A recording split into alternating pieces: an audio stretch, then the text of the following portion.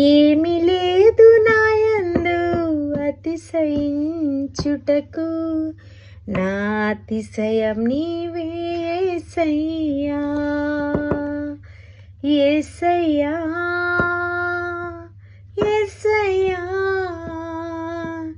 యేసయ్యా నా యేసయ్యా,